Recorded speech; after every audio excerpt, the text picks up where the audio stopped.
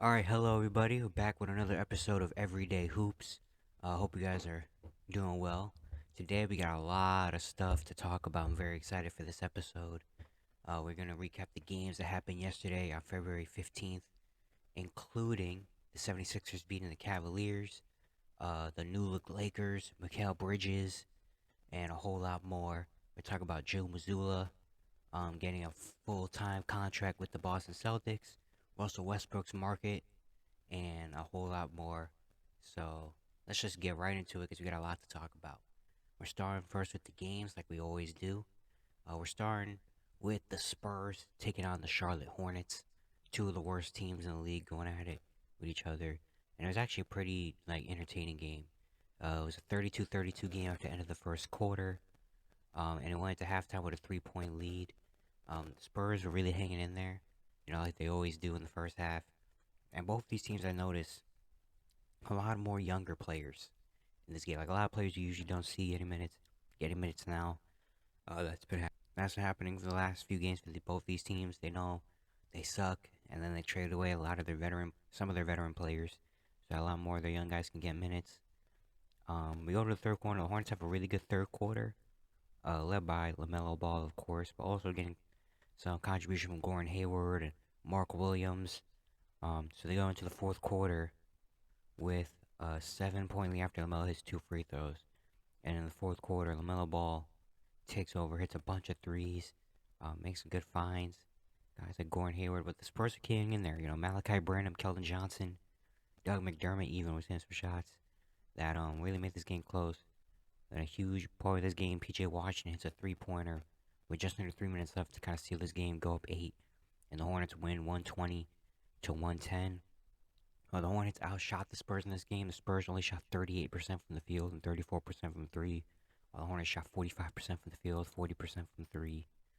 And LaMelo Ball was just excellent today. His ninth career triple double, which is actually kind of surprising. That's only 9 career triple doubles for LaMelo, considering he pretty much has the ball the entire time for Charlotte and he's their star. But he had 28, 12, and 10, shooting 10 for 26 from the field. He was excellent all around this game, controlling the offense, leading the Hornets to this win. PJ Washington had a good game with 22 and 10 with 3 blocks. Gordon Hayward had 16. Mark Williams had 10, 12, 10, and 4 blocks. Desmond Jr., who started in this game because Terry Rozier didn't play, 10 points, 9 assists, 3 steals. Even Svi Mikhailuk playing his first game in Charlotte after getting traded from New York, then to Portland, then to Charlotte. He had 12. Nick Richards had 5 blocks off the bench. Yeah, a lot of young stars for Charlotte really showing up in this game. Yeah, but San Antonio now has their longest losing streak in team history, 14 straight losses for the Spurs, but that's what they kind of want. And Malachi Branham was their leading scorer. He had 23, 6, and 3 on great efficiency. Malachi Branham, he was first round pick by the Spurs this year in the draft out of Ohio State. Um, and at first he wasn't really getting a lot of playing time, but as of recently, he's been playing really good. His last 8 games, he started in 7 of those games. He's averaging 18 points, 4 rebounds, 3 assists, shooting 51% from the field, 41% from 3, 71% from the free throw line. He's had some great shooting stat lines. He had like a 9 for 13 game, 11 for 16 game. Yesterday he shot 10 for 14. He's really efficient with his scoring, and I think he's going to be a very solid player. He's got like Chris Middleton-ish vibes where just like very smooth, efficient score. Get in the mid range, get to the 3 point line, get to the rim, can score all 3 levels, very smooth and efficient. Doesn't take a whole lot of shots to get a whole lot of points. And I think he's going to be really good, and he's been doing very well recently. Keldon Johnson at 21 and 8. Doug McDermott has 17 off the bench. Zach Collins had 14, 12, and 5. Even Charles Bassey, who just got a guaranteed contract with San Antonio. Shout out to him. Had 11 rebounds in this game. But yeah, it was really the Hornets, just being better than the Spurs, which is rare for the Hornets to be better than someone. But yeah, and then funny reaction from LaMelo and learning is that was his last game before the All-Star break. He's got 9 days now for a break. So yeah, that was funny. But yeah, the Hornets got the win. The next game was the Bulls in Indiana taking on the Pacers. And this game looked like it was going to be a blowout early. The Pacers just didn't have any offense going in the first quarter. And the Bulls up 24 at the end of the first, up 39-15 at the end of the first. The Pacers tried to fight back in the second half, or in the second quarter, I mean, but the Bulls end the first half with a 16-point lead, and then when they get to the third quarter, and the Bulls go up 23 with 9:44 left in the third quarter after Zach LaVine hit a technical free throw after Rick Carlisle got attacked. From that point on, the Pacers outscore the Bulls 36-17 to end the third quarter. They put up a 40 piece in the third and make it a 4-point game after Buddy Hield hit the three at the buzzer. We go to the fourth quarter, and it's a very interesting fourth quarter. Benedict Mathurin got it started for Indiana, tying the game or making it a 1-point game. At one point, Jalen Smith made a dunk to tie it. Benedict Mathurin hit a shot to take the lead for Indiana, and it was going back and forth. Kobe White hit a bunch of big shots for Chicago. Buddy Hield was excellent in this game. And the play that did it, Miles Turner hit a 3-pointer with 1:19 left to make it a 1-point lead. Zach LaVine gets 2 free throws to make it 112-111. And then Tyrese Halliburton gets to the rim, hits a shot to make it 113-112 with 31 seconds left. The Bulls come down the other end. Zach LaVine misses a tough jumper. Miles Turner gets the rebound, gets fouled, hits 2 free throws. The Bulls call timeout with 60 seconds left. And instead of letting the Bulls shoot, the Pacers foul the Bulls so that they can't get a 3 off. Zach LaVine misses the first, makes the second. Buddy Hield makes 2 free throws. And the Pacers come from behind and win 117-113. The Pacers just stuck in there. Really stuck in there. You know, they're down big early, but then their defense and then their shot making. Really, they just let the Bulls shoot their way into a slump. And Indiana came out and just took this game. Buddy Hield was excellent in this game. 27 points, 8 for 12 shooting, 6 for 10 from 3. He actually, last night, now has the new Pacer record for most 3-pointers made in a season. And we're at the All-Star break, and he already has the record for most 3-pointers made in a season by Indiana. And Buddy Hield, I feel like, doesn't really get talked about. He is one of the best 3-point shooters in NBA history. If you look at, like, statistics and all this stuff, like, Buddy Hield is a straight-up sniper from 3. And he's already one of the greatest shooters of all time. He's probably going to go down as one of the greatest 3-point shooters in NBA history. And, yeah, his release is just so quick. Like, he gets it up. Like, he does not care. Which is one thing that shooter needs. Like, he does not care. He's going to shoot. He's a shooter. He doesn't care if he's 0 for 15. He's going to take he's going to take the he's going to take a 3 if he got it. You know?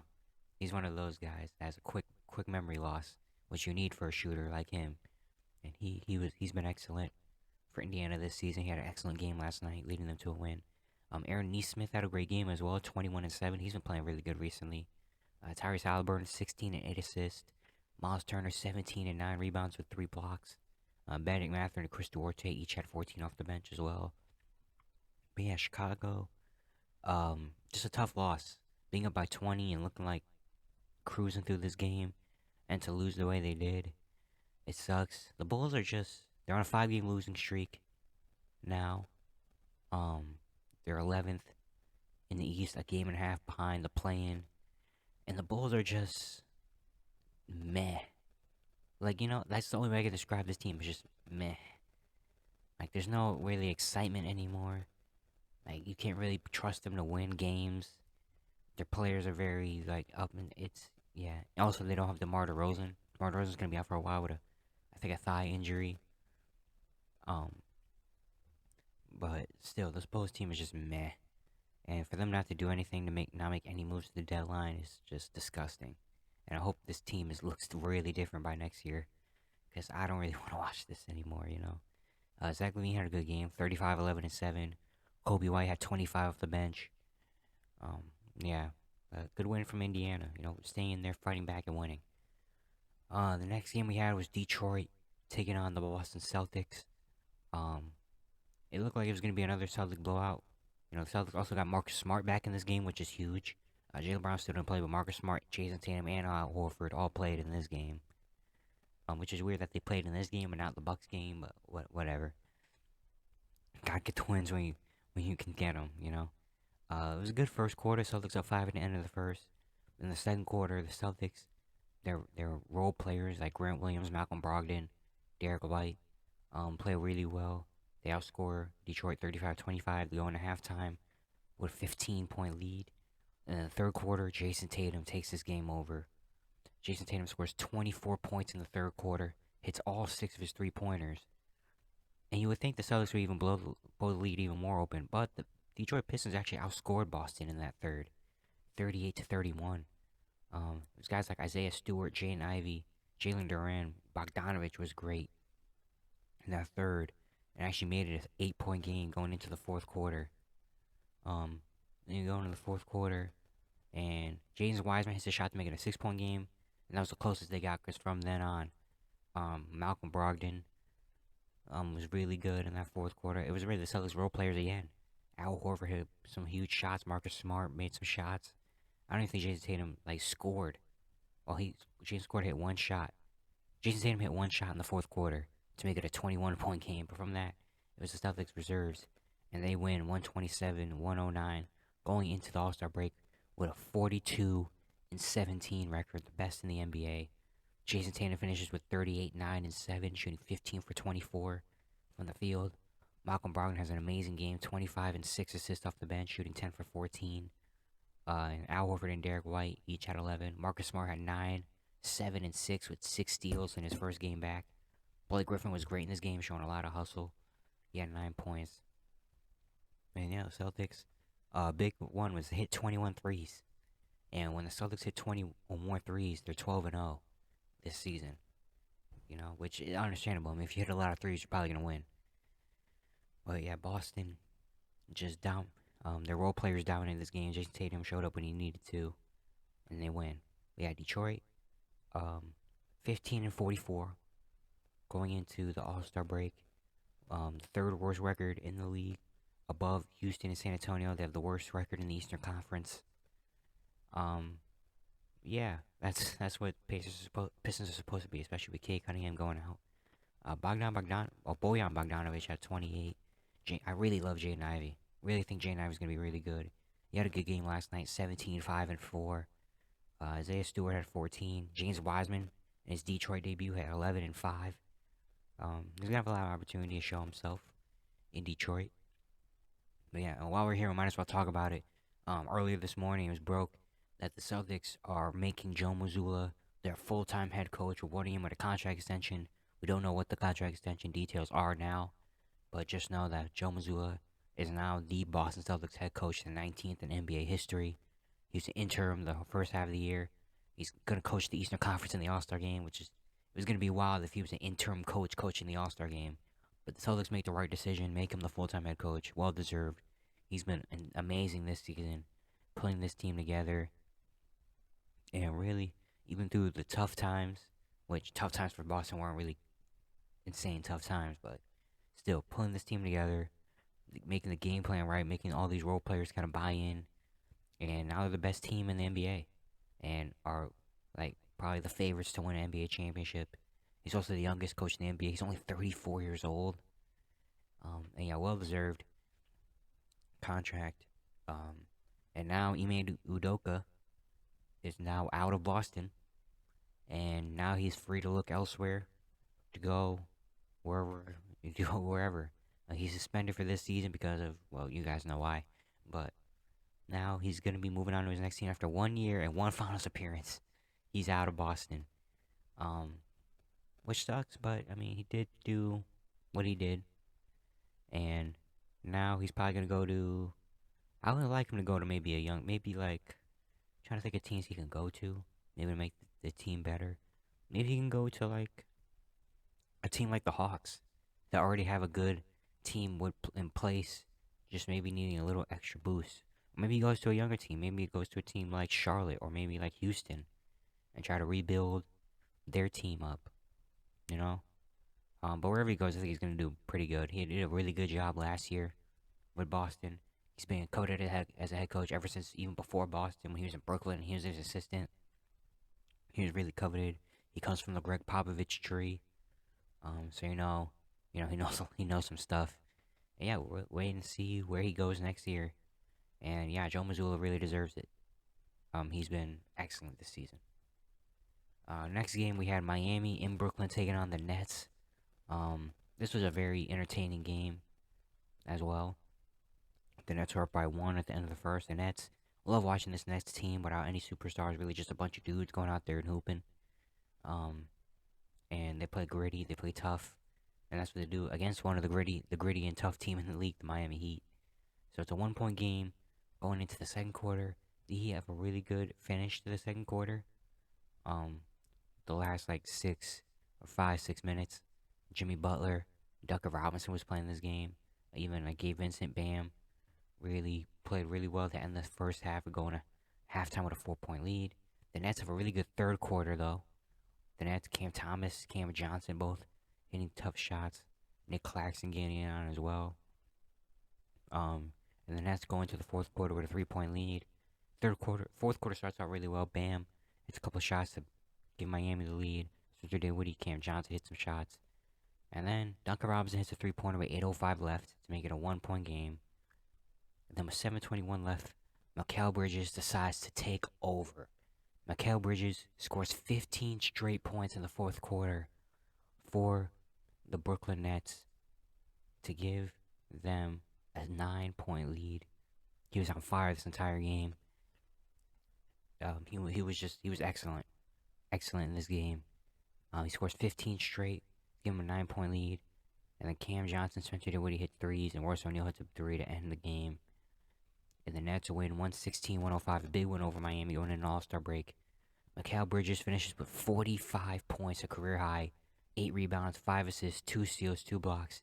He shot 17 for 24, 4 for 6 from 3, hit all 7 of his free throws. He was unstoppable in the fourth quarter. He literally kind of turned into Kevin Durant. Like, he was just not even like dominating the ball, just getting open and hitting shots when he needed to. It ended up with 45. Ever since he got to Brooklyn, he's been great. His first game with Brooklyn, I think he almost had 30. He's been amazing ever since he got to Brooklyn. And maybe this could be an opportunity for him to kind of show that maybe he's a lot more than just a role player, which he probably still is a role player in my opinion. But maybe could kind of show more and show that, hey, I'm not just some dude that stands in the corner and plays good defense. Like I can do a little bit more of things, you know. And he's gonna get the perfect opportunity now. Who's really gonna stop him from doing what he can do? And he was sensational. Brooklyn Bridges now. His new nickname. It's okay. Maybe it can be a little bit better, but Brooklyn Bridges. Yeah, it's a new thing now. But yeah, he was amazing. Cam Thomas had 19 off the bench. Cam Johnson at 18. Yeah, this Nets team, they shot 53% from the field. They hit 17 3-pointers. They went 6 for 8 from 3 in the fourth quarter. They had 26 assists to the Heat 19. And yeah, this Nets team is very fun to watch. It's going to be very fun to watch the second half of the year, this Nets team. I love teams like this, you know, kind of just like not a real superstar, but they still have just a bunch of good players and they go out there and just try to see what happens. Yeah, I love teams like that. I'm going to love watching Brooklyn the second half of the year, especially if Mikal Bridges looks like an all-star. With Miami, Bam has 24, 13, and 6. Gabe Vincent at 21. Jimmy had just 13. Max Strus had 18. Didn't really get anything from the bench. And Miami now is in the play-in. They were 6 for a long while, and they lost 2 in a row now. They're down in the play-in in the 7th seed going into the All-Star break. I think they're still going to be fine. But, yeah, I mean, you don't want to be in the play-in, especially if you were 6 for a while. Anyway, we're going, speaking of the play-in, 2 teams that were in the play-in, the 7 and 8 seed, faced off against each other, the Knicks and the Atlanta Hawks. And the Knicks got off to a very good start and didn't really look back. New York outscored Atlanta 37-21 at the end of the first quarter. They were up 25 to 8 at one point in this game in the first quarter. And from that first, it really didn't look back. You know, the Hawks tried to make some runs going. You know, got it to within 15. The closest they got to was 11 in the third quarter when A.J. Griffin made a layup. But then New York went on a big run, and the Knicks won 122-101. Really, there's nothing else to say about this game. Like, the Knicks really just dominated. They shot 47% from the field, hit 14 of their 43 threes. The Hawks hit just 5 threes in this game. They rebounded Atlanta 55-40. Jalen Brunson was excellent, 28, 9, and 5. Julius Randle had 25 and 11. RJ has 17. Mayo quickly had 14 off the bench. Josh Hart had 13 and 5 at three threes. The Knicks are now 3 and 0 with Josh Hart plays. Obi Toppin had 11. And now the Knicks jumped Miami Heat. Won 3 in a row. They're now 6th in the Eastern Conference. And yeah, Josh Hart is a perfect player to add to this team. He fits right in with this team. He's been on fire from 3 ever since he got there. Yeah, this Knicks team, I really like this Knicks team. Really like watching. They just play a style of ball that I love. You know, they got Jalen Brunson playing like an all-star. Julius Randle's an all-star. You know, Josh Hart now is there. They got guys like Quentin Grimes, Mayo quickly, who can hit timely shots. RJ is a wild card, but you see what you get from him on a game-to-game basis. But yeah, this Knicks team, man, very good, and not a team to be taken lightly. You know, especially when it comes playoff time, I feel like they can be very solid. But yeah, for Atlanta, they're another team that kind of like the Bulls, where it's just kind of like, eh. Like, they're okay. They're 8th right now in the East. They're now under 500 on a 2-game losing streak. They're 29 and 30, and only 1 game behind the 9 and 10 seed Raptors and Wizards. So Atlanta's got to get their stuff together, or they're gonna be looking at a 9 or 10 seed, pretty soon if they don't get it together. But yeah, speaking of the Knicks, it was announced earlier, just before we started recording, Julius Randle is going to be in the 3-point contest now. Anthony Simons was originally in the 3-point contest, but on Tuesday, he got hurt his ankle in a game against the Wizards. He sprained it, and it looks like he's gonna miss the 3-point contest. So Julius Randle is his replacement. Very interesting add to the 3-point contest, Julius Randle. I mean, he has been hitting a lot of threes this year, but I don't think of 3-point contest. I think of Julius Randle. But yeah, sucks that Anthony Simons can't be in there. You know, he had a chance to win the dunk contest and 3-point contest because he won the dunk contest back in the bubble, 2021. Well, not the bubble, but after the bubble, he won the dunk contest, and now he's gonna have a chance to win the 3-point contest, but not anymore, which sucks. But hey, you know, focus on your health.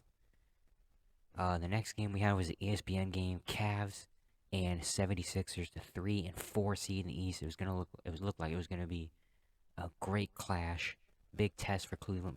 Big test for both of these teams facing off against teams they might play against in the playoffs. And the Sixers came out burning hot, outscoring Cleveland 38-24 at the end of the first. But it was only the first. Everyone thought Cleveland would make a comeback. But then the Cavs scored just 14 second quarter points, and the Sixers go into halftime with a 63-38 lead. The Sixers really just were playing really good defense. PJ Tucker was putting Donovan Mitchell and Alcatraz are in this game. Darius Garland was really the only one playing out there. Evan Mobley was like, 0 for 5. They didn't get anything from the bench. James Harden looked like prime James Harden out there. He had 15 and 9 assists at halftime. He was amazing. And it looked like it was going to be a blowout. And the Sixers get off to a good start in the third quarter. Oh my god. Sorry. The 10:37 mark in the fourth quarter, the Sixers hit a few shots after the Cavs made a little run at near the end of the third quarter, you know, to make it like a 14-point game. But then the Sixers hit some shots at the end of the third to kind of balloon the lead up a little bit more. And then start the fourth quarter, Shake Milton hits a 3-pointer, and then Tyrese Maxey hits a step back to make it a 22-point lead. And from that point, 10:58, where it's a 22-point lead for Philadelphia, the Cavs then outscore the Sixers 38-20 to make it a 4-point game with a minute and a half left. Jared Allen hit a shot. Donovan Mitchell was amazing in the second half with 25 points. Darius Garland was hitting timely shots. Evan Mobley was getting into the flow of things. Jared Allen was playing really good. They even got a 3 from Karis LeVert, and it was a 4-point game. Sixers come down after Jared Allen hits a shot to make it a 4. Joel Embiid missed a fadeaway. The Cavs get the rebound. Evan Mobley gets an amazing look at the rim, but just misses. And they come down the other end, and Evan Mobley fouls James Harden for no reason when J.B. Bickerstaff, looking silent, wanted him to trap, but Evan Mobley fouled James Harden, and the game was sealed after that. The Sixers win 118-112, snapping the Cavaliers' 7-game winning streak. Yeah, for Philly, Joel Embiid had another amazing game, 29, 14, and 5. Also, last night he reached 10,000 career points, the fastest player to reach 10,000, one of the fastest players to reach 10,000 career points, and the fastest in Philadelphia 76er history, beating Allen Iverson's record by 5 games. He had 11 free throws. He was excellent in this game, hitting shots when they needed him to. James Harden was great as well, 19 points, 12 assists. Um, and the Sixers just got contribution from a lot of different players. Anthony Melton has 17. Tobias had 13. Tyrese Maxey has 16 off the bench. Even Peaches Tucker put in double-digit points. Uh, Sixers hit 3 more threes than the Cavs. 10 more rebounds. And the Cavs hustled though. The Cavs showed a lot of fight in this game. Made it a 4-point game. Donovan Mitchell was amazing in the second half, scoring 25 of his 33 in the second half after having a miserable first half. But just not enough time left, and the Sixers just made their free throws when they needed to, and locked down when they needed to. But yeah, speaking of Joel Embiid, there's some talk about maybe him not being able to play in the All-Star game. Well, not being able to, but not playing in the All-Star game. He was originally picked as All-Star reserved, but then when Kevin Durant was injured, Joel Embiid is now an All-Star starter. But Joel Embiid was talking about yesterday how maybe he might not play in the All-Star game. He has some quotes talking about it. First one he said was, quote, "I've been having this lingering foot issue. According to the doctors, it needs a lot of rest and staying off your feet. The focus is on winning, especially getting ready for the second half of the season and the playoffs. So you focus on winning the championship. Whatever that helps me get there, healthy, that's what I'm gonna do. I want to see how it goes. Just like the doctor said, I gotta follow whatever they say. I just need rest and to stay off my feet." End quote. Yeah. So we know Joel Embiid usually is hurt a lot, plays injured a lot. He's had a lot of foot issues. He missed the first 2 seasons of his career because of foot issues. And yeah, he missed some time earlier this year. I forgot for what. I think it might have been a foot or something. I forgot exactly what it was. But yeah, and then All-Star Weekend is supposed to be a time where players can have fun, but also get some rest and get ready for the second half of the year. He also continued on this quote when they asked him about the All-Star Weekend, the All-Star game. He said, "Quote, I'm not sure. I'm not healthy. I haven't been healthy for the last 3 weeks. I was just trying to get the All-Star break without missing games and stuff. I felt like I've reached a point where I really need to follow the doctor's advice. Back then, he said I should have been sitting for 2 weeks. So I'll just see how the next few days go, and we'll go from there." End quote. So yeah, Joel Embiid might be taking some time off this All-Star Weekend to heal his foot, to get ready for the second half, because at the end of the day, the focus is for the Sixers should be on winning. It should be on making a run in the playoffs, especially for Joel Embiid, who really has done so much but hasn't won anything yet. He really, really wants to win, especially with this team. I mean, James Harden said that they feel like they have the best chance. He has the best chance to win his championship that he's been looking for. So honestly, I know a lot of fans are gonna be mad about Joel not being able to play, or not being. I keep saying not being able to play. Him not wanting to play, and him wanting to take a rest, and players wanting to rest. This All-Star Weekend, but to be honest, I don't really blame him that much. Like, I'd rather see Joel in the playoffs, playing at his best, fully healthy, than him to be playing in an All-Star game where he's probably gonna be for the most of the rest of his career, and maybe even, God forbid, get hurt, or God forbid the injury gets worse during the All-Star week when he should have been resting, but said he wants to play in the All-Star game. So honestly, I don't even mind if Joel doesn't play. It would suck. Obviously, you want to see the best players out there playing, especially at All-Star Weekend, which is supposed to be fun. It's supposed to be the stars are all supposed to be out. But I kind of don't even blame him for wanting to sit, wanting to rest and focus on his team and him winning more than the All-Star game, which he's gonna be in probably for the next 5, maybe more years of his career. Like, Joel's not gonna be slowing down anytime soon, So it's a one All-Star game to miss. But yeah, thinking about who would replace him in the All-Star game, who the starter would probably be at that point. DeMar DeRozan might become the starter in the All-Star game. Actually, DeMar DeRozan might not play in the All-Star game, actually, because he's hurt now. So we're gonna have a lot more replacements. We got Jalen Brown, probably won't play because of his facial injury. DeMar DeRozan has a thigh or hamstring something injury, and now Joel Embiid might sit out the All Star game. So that's three new spots. That's might be Jalen Brunson, James Harden, and then do we have a forward out there in the Eastern Conference? Kristaps Porzingis. Kristaps Porzingis might make the All Star team. I don't know, but yeah, man, it sucks. Injuries just suck. Really, that's what it. Injuries suck. But it's the thing that happens, and we kind of just have to deal with it. But yeah, Joel, take your time. I'd rather see you in the playoffs, full strength, going up against a team like the Bucks or the Cavs, than see you get hurt at a game that doesn't really matter. But meanwhile, for the Cavs, also some news in Cleveland. Kevin Love, their longtime vet, has been there since 2014. Um, is expected to be bought out very soon. Reports that he went up to the front office and requested um, a buyout because he thinks he can still play, and he knows that in Cleveland they've kind of benched him, and he feels like he can still contribute, and so they expected to make a buyout. They said the Miami Heat are a team that's gonna watch him and be very interested in him. Um, which I understand. You know, Kevin Love wants to play. He's got a championship, but he still wants to play. He still can be a really good shooter. You know, he's older now. Can't really rebound or run like he used to, but he can still knock down some threes.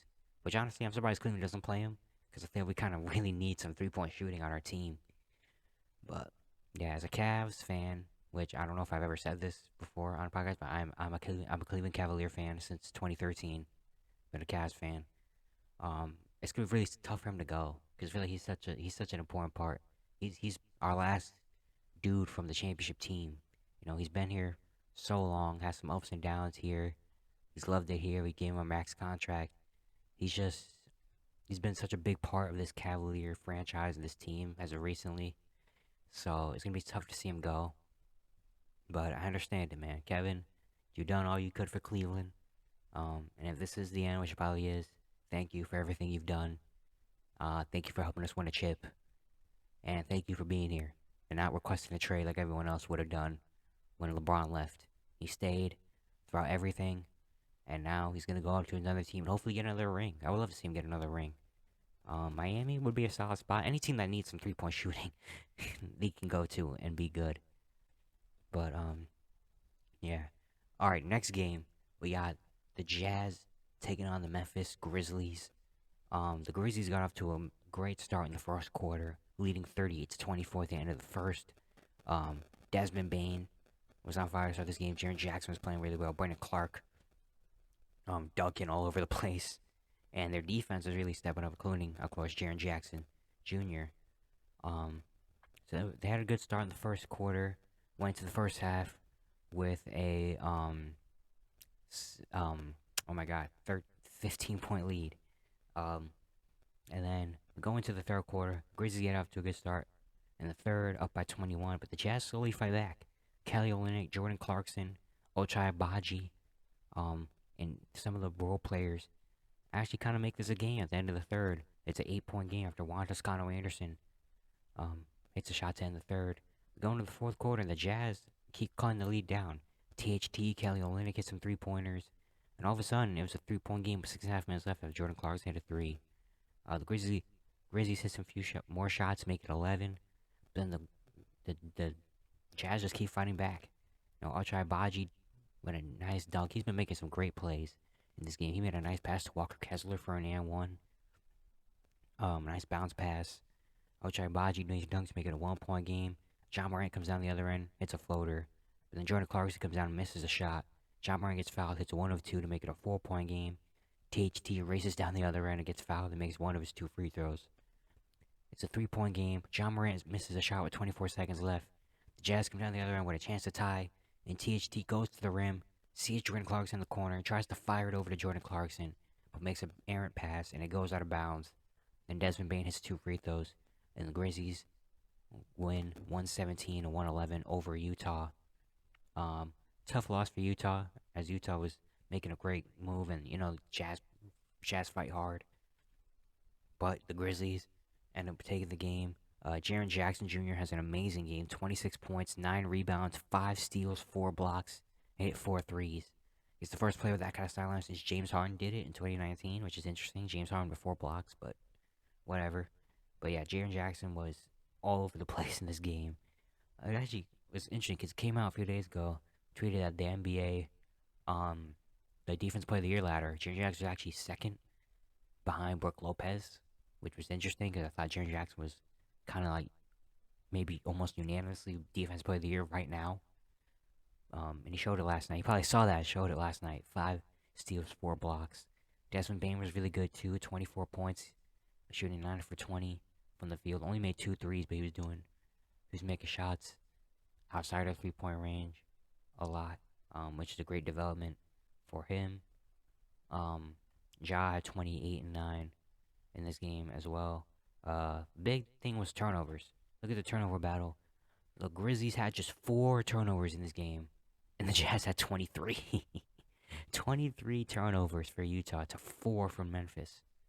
That's very good from the Grizzlies, defensive end and offensive end, keeping the ball and then forcing a lot of turnovers. But the Jazz fought really hard in this game. Kelly Olynyk had 28, 14, and 6. Jordan Clarkson had 20. Ochai Agbaji at 17. I think he's going to be an excellent player. You know, he just does so many things. You know, he's just really smart, really sound, makes right passes, gets to the rim, hits really good shooter. Like, he's going to be a very, very good role player for many years in the NBA. Yeah, THT had 15, 7, and 7. Walker Kessler had 10, 14, and 3 blocks. Jazz didn't have Markkanen in this game.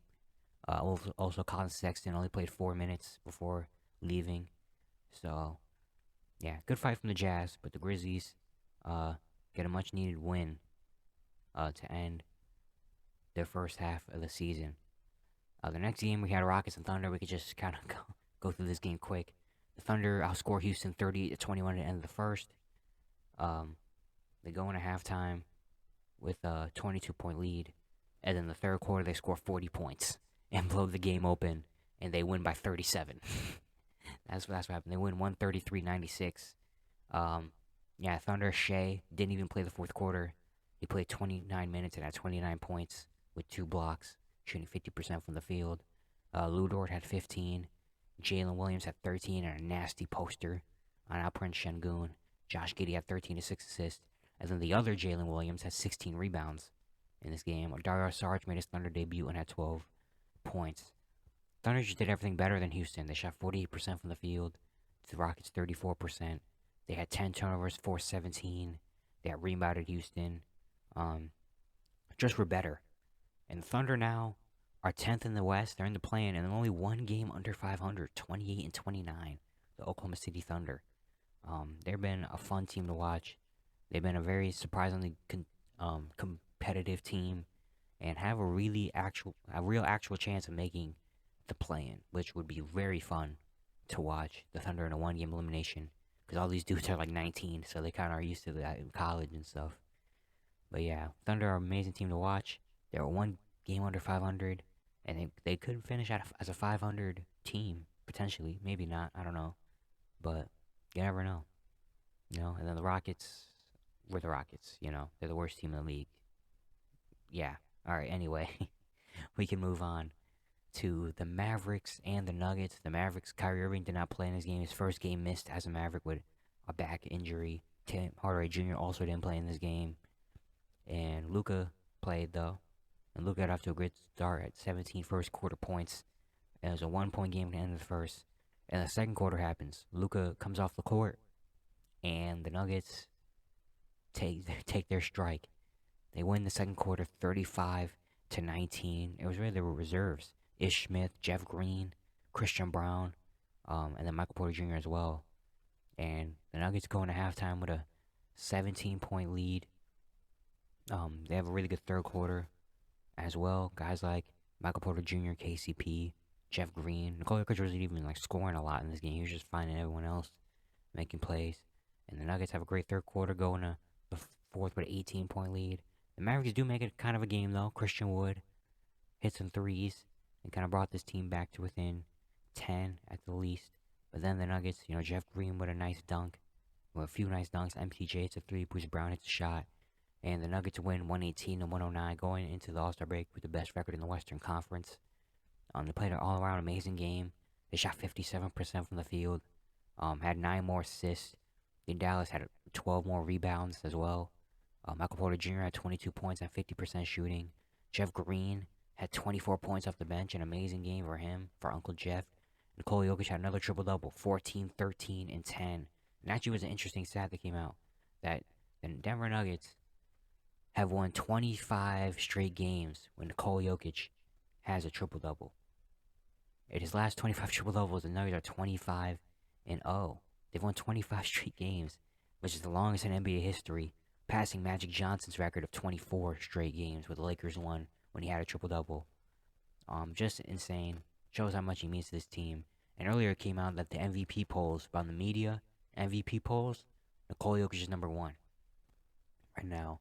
And it's on a very good pace to win his third MVP in a row, which you can't really argue because it's like he just does so much for this Nuggets team. Like, he's so valuable, he's so good that he's a guy that can only score 14 points and the Nuggets are fine. They can still win because he finds everyone else and makes the game easier for everyone else.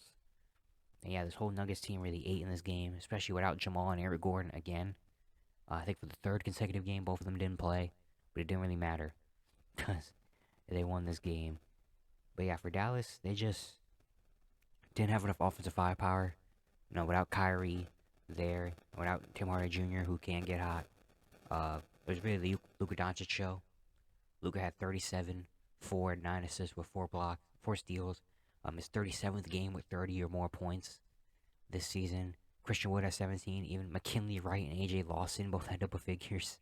But besides that, yeah.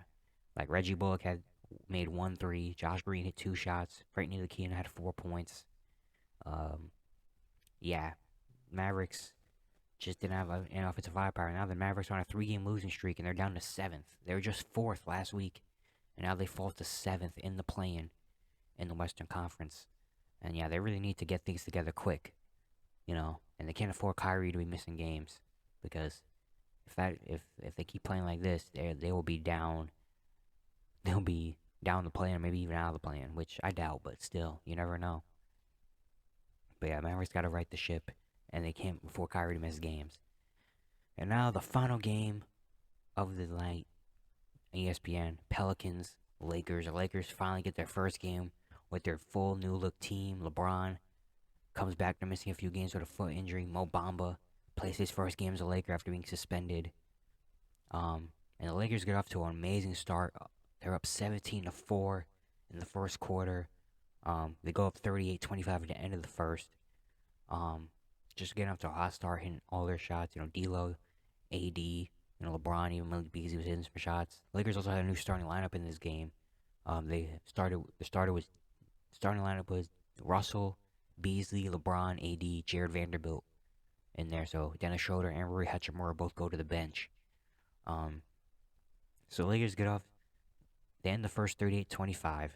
The Pelicans make it a good run. Make it a 4-point game at the half. They kind of right the ship. Brandon Ingram, Jonas Valanciunas, Jose Alvarado. And they go into half. The Lakers only have 4. The third quarter happens. And with 7:17 left in the third quarter, Brandon Ingram hits a shot to make it a 2-point game. It's a 2-point game, 65-63. From that point on, Lakers then go on a 24-12 run, led by D'Angelo Russell and Anthony Davis. And they go into the fourth quarter with a 14-point lead. And then LeBron closes out the game. And the Lakers win 120-102 with their new team. They shot 53% from the field. They forced 15 turnovers, had 8 more assists. AD had 28, 10, and 5 on 13 for 17 shooting. He looked great in this game, getting a lot of easy looks from D'Lo and LeBron. Speaking of LeBron, he had 21, 6, and 6 in his first game since breaking the scoring record. D'Angelo Russell had 21 and 7 assists. He played really well, hitting shots and then finding everyone else. And then Dennis Schroeder had 10. Everyone else just kind of played well, played their role. And yeah, this Laker team, man, first game with their full look roster looked very good. They looked very good. They looked on point. They looked like they found the pieces they needed, like with a steady point guard, D'Angelo Russell that could score, and find others. Malik Beasley being a sharpshooter, Jared Vanderbilt doing all the dirty work. Like, they look like they found kind of what this team can do at full strength. And one big thing, it felt different. Like the Lakers felt different. Like this didn't feel like the old Laker team with LeBron, AD, and just a bunch of dudes. You know, like this looked like a new, energetic Laker team. Like they were smiling. They were smiling. LeBron, AD, D'Angelo Russell was smiling. You know, like they looked engaged on both ends. They're hitting shots, getting easy looks, playing good defense. Like this looked like a brand new team. And it was just one game, so we kind of have to take it with a grain of salt because they still have like 20 something more games left of this, and they're still 13th in the West, so they got to keep this going. But yeah, this looked great, and as long as the injury bug, hopefully, cross my fingers, hopefully that injury bug does not hit them, and LeBron can just stay well with his foot issues. AD can stay well. Um, this team, man, can definitely make a play-in push, easy. You saw it last night. They have potential to make that play-in push, and hopefully, everything just goes well, and it's an entertaining second half of the year. Because yeah, they can't afford people to start missing games again. They can't afford to take this one game and be like, oh, okay, we're gonna be good, and just start getting complacent and think, okay, we're just gonna make the play-in now just because we have one good game. They gotta keep this up, keep a hunger. You gotta have a hunger and fight with this team. I feel like the old Lakers team didn't have any hunger, didn't have any fight. They just kind of went out there and played and thought, okay, we got LeBron and AD, we're probably gonna win, right? We got a good chance. But they didn't have that hunger, that fight, that passion. And this Laker team does now with D'Lo and Vanderbilt, Beasley, Rui Hachimura, Austin Reeves. Like, they have this fight now and this passion to kind of, we gotta, and they know we gotta get it going. We gotta win games. So, yeah, hopefully this Laker team can stay like it is now and keep pushing. They got the All-Star weekend now to rest and kind of get things together. And we'll see what happens. But yeah, for New Orleans, Brandon Ingram had a good game, 25 points. CJ had 22, 6, and 9. Willie Hernan Gomez at 14, 11. But yeah, Trey Murphy missed all of his shots. He had 2 points. Josh Richardson was solid. He had some solid moments in this game. Jose Alvarado hit 1 shot. Not as great a game for New Orleans. But they're still actually they fell to the 8th seed yesterday, but they're still fine. Yeah, that's all the games from yesterday. Very entertaining game from yesterday. I thought it was gonna be longer. It's only 47 minutes. But anyway, we can end it off with Russell Westbrook saga. You know, a lot of stuff being said, going on about Russell Westbrook. As in recently, Shams reporting yesterday saying that the market is just very slow moving right now for Russell Westbrook.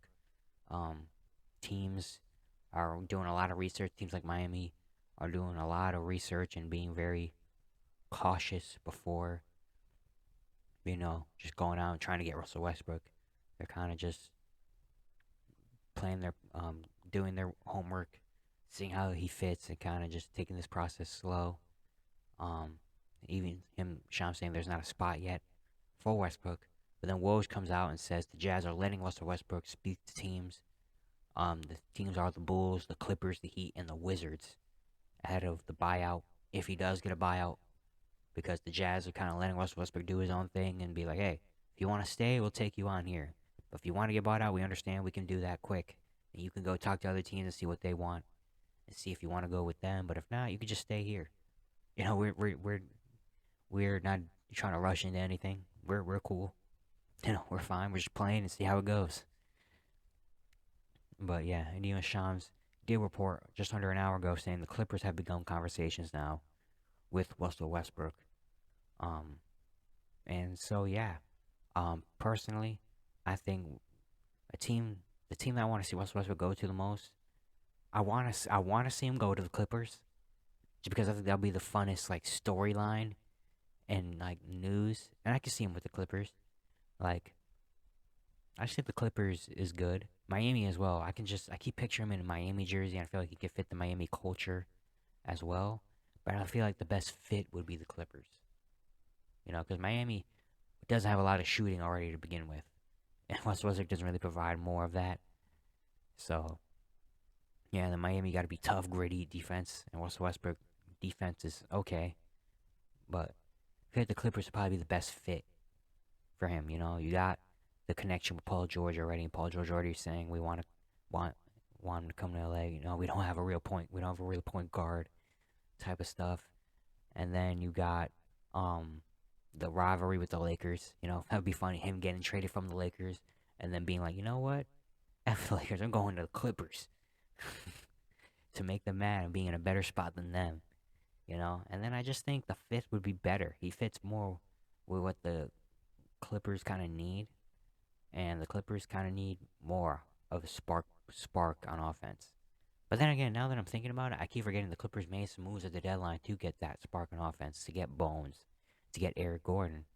But then again, maybe they would want a point guard, more of a playmaker, table setter, because Bones Highland is their point guard. Bones Highland isn't a dude that's going to get 17 points and 9 assists. He can get 17 points, but I don't know about the assists. He's more of a scorer first type of point guard. So maybe they will want a point guard off the bench that can facilitate and get others open. Or maybe even could come in and start sometimes.